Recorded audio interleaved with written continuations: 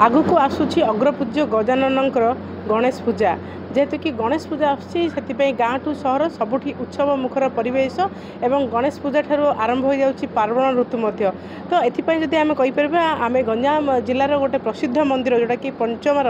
सिद्धिविनायक मंदिर परिसर रही जोठी कि मु आपनको वर्तमान से चित्र देखैबी किभली भाबे लड्डू प्रस्तुत करा जाउची एवं चलित थर जो कि गोटे नियारा भाव में लड्डू प्रस्तुत करा जाउची जने दाता पाखापाखि लक्षाधिक संख्यार लड्डू दौरान और समस्त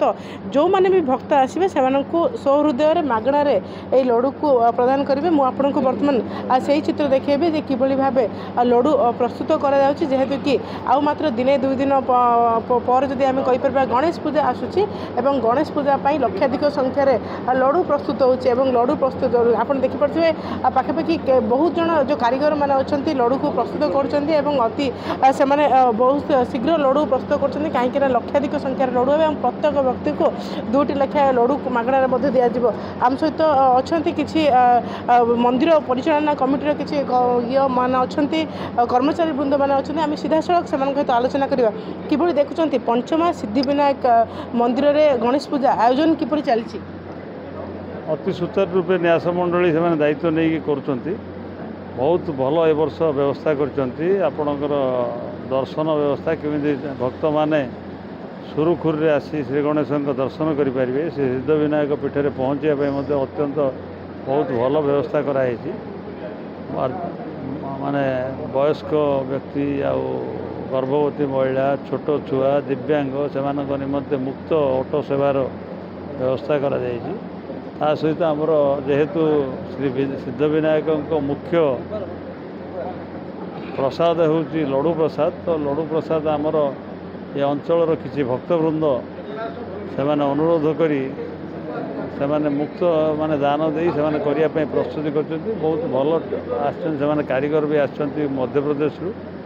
से लड्डू प्रस्तुति कर आपण मैंने देखुए बर्तमान विजुआल रे लड्डू प्रस्तुति अत्यंत स्वच्छ भितर को आम खाली आपण आसिले बोलिए भितर को आसिले ना मत भितर प्रवेश निषेध जो राज्य सरकार तरफ को मंत्री राज्य सरकार मंदिर बहुत फेमस मंदिर दक्षिण ओडिशार एक सिद्ध गणपत्य पीठ हूँ श्री सिद्धिविनायक पंचमा पीठ तो ये मान्यवर आईन मंत्री श्रीजुक्त पृथ्वीराज हरिचंदन स्वीकृति देते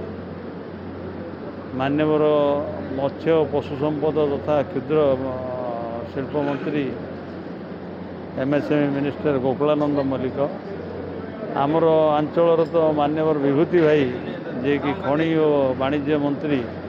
सी तो आसवे कौन सी निजे सब दायित्व नहीं कर मार्गदर्शन दौरान कमिटी की सहित आमर बाचस्पति महोदया श्रीमती सुरमा पाड़ी सी भी आसी पहुँचे से दिन तो समस्त प्रस्तुति भी पूजा आपणकर 2 घंटा 15 मिनट टू 2 घंटा 30 मिनट मध्य द्वार फिटा जाई विभिन्न नीतिकांति अनुसार पूजा कार्यक्रम अनुष्ठित हो एवं 4 घंटा 45 मिनट ठारू 5 घंटा मध्य सर्वसाधारण दर्शन निमंते मुख्य फाटक खोल निश्चित भाव कौन कहे लड्डू बर्तमान प्रस्तुति चली जेहेतु कि 2 दिन पर गणेश पूजा आसूची तो बर्तमान केते लड्डू प्रस्तुत होची जो दाता माने सहृदय सहित दौरान भक्त माने जो आसवे केते भक्त आसबार संभावना रही ताकू नहीं कि भक्त को केते लड्डू आपण माने प्रदान करेंगे। नमस्कार वर्तमान सुधा 1.5 लाख लड्डूर आम प्रस्तुति सरुची आगामी बोला था 2.5 लाख 2 लाख 2.5 लाख लड्डू प्रस्तुत आम प्रस्तुत अच्छु प्रत्येक भक्त जो माने भी आसवे समस्ते जमती प्रसाद पाइबे ये सिद्धिविनायक मान स्वतंत्र प्रसाद ये सब वर्ष भरी ए वर्ष सेमती ये दिज्व मुक्त निश्चित भाव में बर्तमान आम सहित कारीगर केते दिन है आपण मैंने प्रस्तुत करते लड्डू 4 दिन है कम से कम 2 लाख से ऊपर लड्डू बनता है। हर साल बनाता हूँ मैं दिल्ली से आया हूँ हर साल बनाता हूँ इधर लड्डू पूरा लग रहा है अच्छा लगता है हमको तो बनाने में बस सब कारीगर लोग लगे हैं मिस्त्री लोग लगे बनाने के लिए। तो कितना लड्डू बनाएंगे 2.5 लाख 2.5 लाख तो कितने टाइम लगेगा कितने दिन लगेगा 22 तारीख से स्टार्ट हुआ और आज रात में ख़त्म समाप्त हो जाए। निश्चित भाव आउ जड़े अच्छा प्रतिक्रिया ना कौन कहे कि देखुं